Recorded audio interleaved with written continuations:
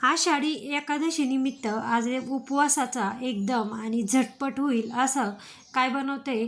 त्या आप्पेच्या भांड्यामध्ये कधी बटाट्याचा किस घालून बघितलेला आहे का? कच्च्या बटाट्याचा किस तर नाही टाकला तर एकदा नक्कीच टाकून बघा. एकदम मस्त असं उपवासासाठी पौष्टिक आणि भन्नाट असं 1 ते 2 थेंब तेल किंवा तुपामध्ये होतं.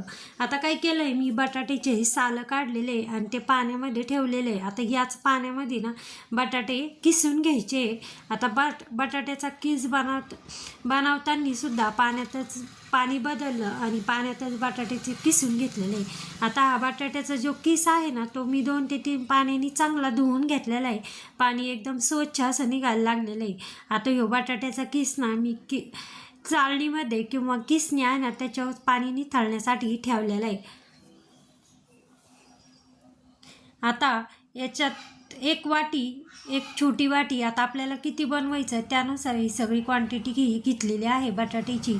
आता मी 1 वाटी बघा घेतली आणि ती चांगली भाजून घेतलेली आहे. गॅस कमीच ठेवून आणि भाजून घेतलेली आहे.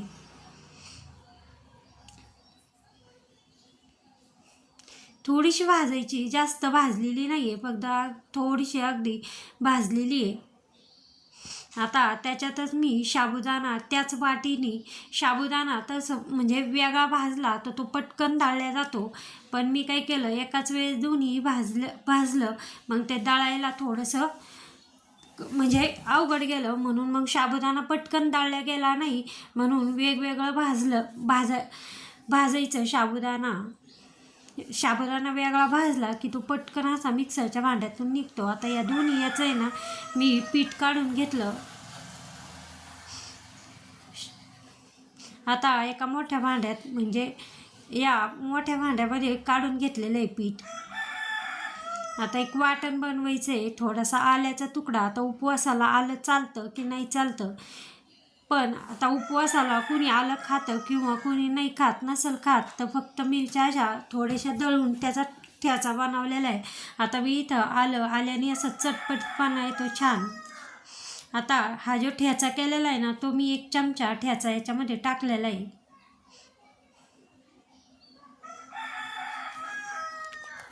आता कापून घेतलेली कोथिंबीर, उपवासाला जे खात असेल ते टाकलेलं आहे. आता ज्याची त्याची पद्धत वेगळी, कुणी कोथिंबीर पण नाही खात, मग ती नाही टाकली, स्किप केली ती चालेल. आता मी ना इथं सेंधव मीठ, उपवासाचं मीठ टाकलेलं आहे चवीनुसार.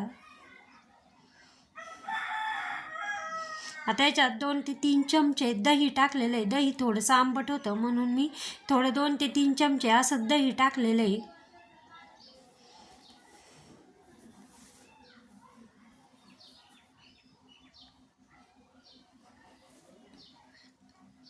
आता हा जो बटाट्याचा किस आहे ना तो स्वच्छ धुतलेला आणि पाणी निथळण्यासाठी ठेवलेला तोही बटाट्याचा किस याच्यामध्ये टाकला आणि 2 चमचे भाजलेला शेंगदाण्याचा थोडासा जाड असा कूट टाकलेला आहे.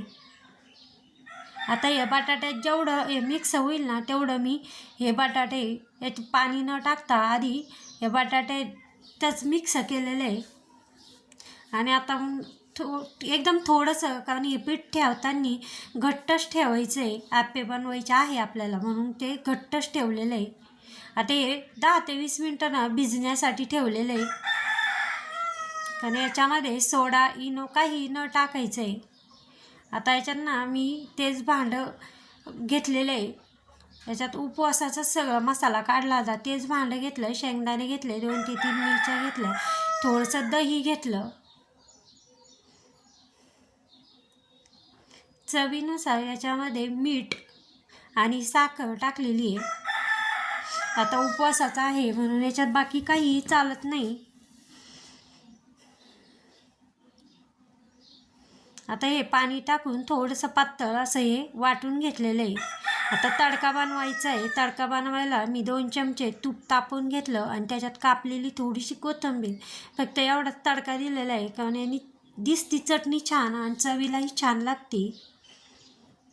आता तडका पॅनमध्ये थोडासा तडका शिल्लक आहे ना, मग मी थोडीशी चटणी याच्यात टाकली आणि ती अशी सगळीकडून हलवून पुन्हा याच्यात टाकली आता एकदम साधी सोप्या पद्धतीने आपली ही उपवासाची चटणी पण झालेली आहे. आता इकडं ना मी ॲप्पे जे असतं ना ते भांडं तापायला ठेवलेलं आहे. त्याच्यात तूप एक एक थेंब असं तूप टाकलेलं आहे आता. आणि सगळीकडून असं सगळ्या ॲप्पे भांड्याला हे तूप लागलेलं आहे ना, या पद्धतीने तूप लावलेलं आहे.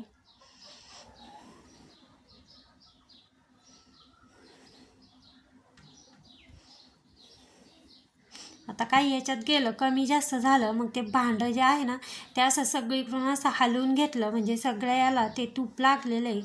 आता हे पीठ जे आहे ना ते पीठ पुन्हा एकदा मी चांगलं फेटून घेतलेलं आहे.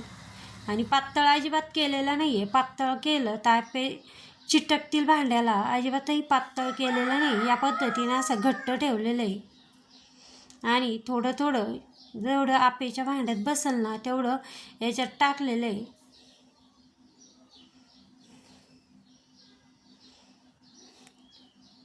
एकदम मस्त अशी या ॲप्पेला जाळी पडते बटाट्याच्या किसामुळं. आणि एकदम सॉफ्ट असे मऊ आणि एकदम पौष्टिक असे ॲप्पे होत्या. आता यातलं झाकण ठेवून द्यायचं. ज्यावेळेस हे जे पीठ आहे थोडंसं सुकलं आणि दिसलं की मग हे ॲप्पे थोडंसं तेल किंवा तूप टाकून ते पलटून घेतलेलं आहे.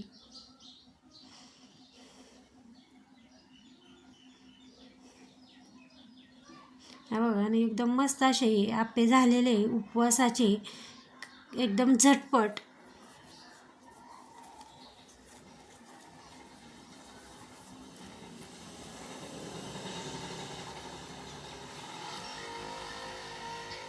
आता सगळीकडून कमी गॅसमध्येच हे भाजलेले. गॅस वाढवला की ते लगेच जळत्या. मग आतमधून कमी गॅसमध्ये नाही भाजले की ते आतमधून शिजल्या नाही जात, पिठळ लागतं. म्हणून हे ॲप्पे मी पुन्हा पलटून आणि कमी गॅसमध्ये ठेवलेले. आता हे भाजलेले कसं की लगेच असे हलके लागत्या, म्हणजे समजायचं की आपले जे ॲप्पे आहे ना ते भाजलेले. आता सगळे मी ताटामध्ये काढून घेते.